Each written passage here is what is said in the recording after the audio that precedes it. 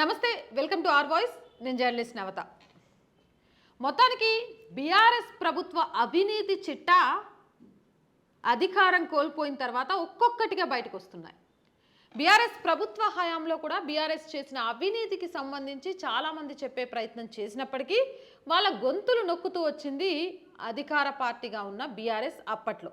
కానీ ఎప్పుడైతే అధికారం నుంచి బీఆర్ఎస్ వెళ్ళిపోయిందో, అధికారంలోకి కాంగ్రెస్ వచ్చిన తర్వాత ఒక్కొక్కటిగా కల్వకుంట్ల కుటుంబంతో పాటు బీఆర్ఎస్ నాయకుల అవినీతులు, వాళ్ళు ఎగ్గొట్టిన ప్రభుత్వ సొమ్మును కక్కించే ప్రయత్నం చేస్తున్నారు. వీటికి సంబంధించి ఎంక్వైరీలు అయితే జరుగుతున్నాయి, కానీ ఒక పూర్తి స్థాయి యాక్షన్ తీసుకోవడం అయితే జరగట్లేదు. లోక్సభ ఎన్నికలకు ముందు ఇలాంటి యాక్షన్స్ తీసుకుంటే కొంత సానుభూతి అనేది గెయిన్ అవుతుంది. కాబట్టి ఆ విషయంలో రేవంత్ రెడ్డి ఆచితూచి వ్యవహరిస్తున్నట్టుగా కూడా అర్థమవుతుంది. అయితే బీఆర్ఎస్కి సంబంధించిన మరో కుంభకోణం బయటకు వచ్చింది. అదే మెట్రో అడ్వర్టైజ్కి సంబంధించి.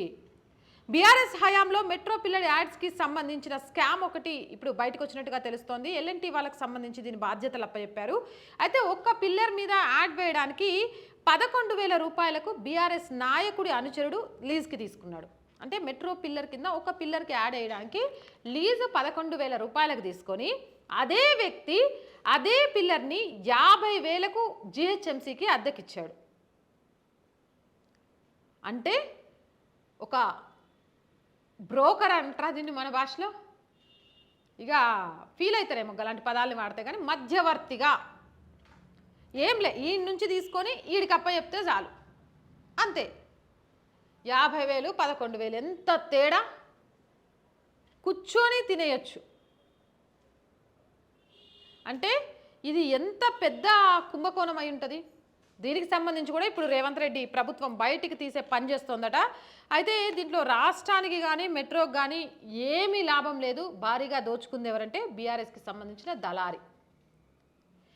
ఇదంతా కూడా ఒక బీఆర్ఎస్ అప్పట్లో బాగా పేరున్న నాయకుడి అనుచరుడే చేశాడని, అసలు ఆ అనుచరుడే చేశాడా, ఆ అనుచరుడు కూడా ఆ నాయకుడు బినామీగానే ఉన్నాడా అని, ఈ కుంభకోణానికి సంబంధించి ఎవరి వాటా ఎంత అనేది ఇదంతా కూడా మున్సిపల్ శాఖకు మంత్రిగా ఉన్న కేటీఆర్కి తెలియకుండానే జరిగిందా అని, మున్సిపల్ శాఖ కేటీఆర్ చేతిలో ఉన్న శాఖకు సంబంధించి, అలాగే హైదరాబాద్ జిహెచ్ఎంసీకి సంబంధించి, మున్సిపాలిటీకి సంబంధించి ఒక్కొక్కటిగా బయటకు వస్తున్న అవినీతి చిట్టాలన్నీ చూస్తుంటే దీని వెనక చిన్న చేప కాదు పెద్ద తిమింగలమే ఉందని, ఆ తిమింగలాన్ని లాగే ప్రయత్నాలు జరుగుతున్నాయని కూడా ఒక క్లియర్ స్కెచ్కు వచ్చారట.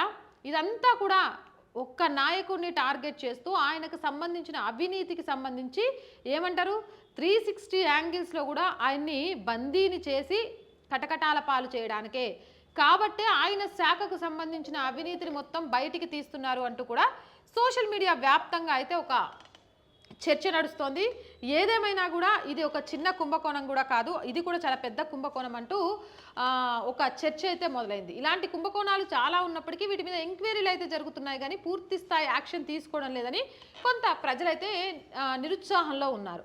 మరి ఈ కుంభకోణాల విషయంలో నిజంగా ప్రభుత్వాలు యాక్షన్ తీసుకుంటాయా, లేదా అధికారంలోకి వచ్చినాక కొన్ని నెలల వరకు అవినీతి మీద యాక్షన్ తీసుకుంటున్నట్టుగా చూపించి వాటన్నిటిని కూడా అటకెక్కిస్తారా అనేది కింద కామెంట్ సెక్షన్లో తెలియజేయండి. ఇలాంటి మోర్ వీడియోస్ కోసం మన ఛానల్ వెంటనే సబ్స్క్రైబ్ చేసుకోండి. ఈ వీడియో నచ్చినట్లయితే లైక్ చేయండి, షేర్ చేయండి.